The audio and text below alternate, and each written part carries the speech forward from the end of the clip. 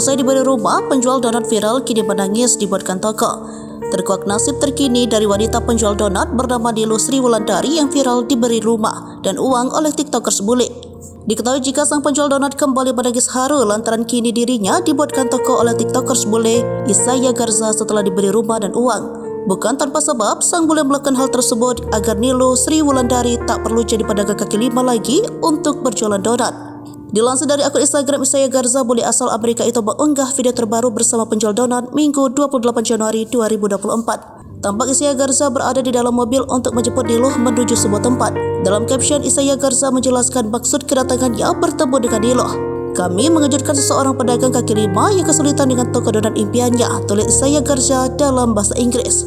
Saat itu sang bule kembali menemui Nilo usai beberapa waktu tak berjumpa. Tak disangka Isaya menanyakan soal keinginan terbesar sang penjual donat. Sambil menangis, Nilo menjelaskan impiannya kepada Isaya Garza.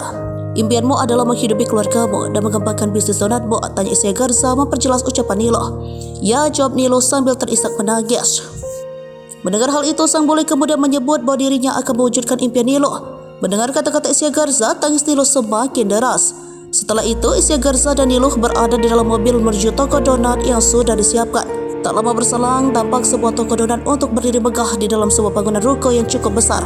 Tampak toko donat itu penuh dengan corak dinding warna pink dan hiasan gambar donat di tembok yang terlihat sangat lucu. Sang penjual donat yang kemudian melihat penampakan toko barunya kini menangis sejadi-jadinya karena tidak menyangka akan mendapat kejutan tersebut. Isaya Garza juga menjelaskan pihaknya sudah melunasi biaya sewa toko donat itu untuk 3 tahun ke depan. Saat opening toko, tampak Nilo membagikan donat gratis kepada orang-orang. Beberapa waktu yang lalu, Isaya Garza mendatangi wanita penjual donat yang meminta donat secara gratis. Isaya Garza mengaku tak punya uang sama sekali. Tanpa pikir panjang, tukang donat tersebut langsung menyanggupi permintaan Isaya Garza. Rupanya meski sedang kesulitan, tukang donat itu tetap ingin menolong orang lain. Dengan bantuan Google Translate, tukang donat tersebut berkata sesama manusia harus saling menolong.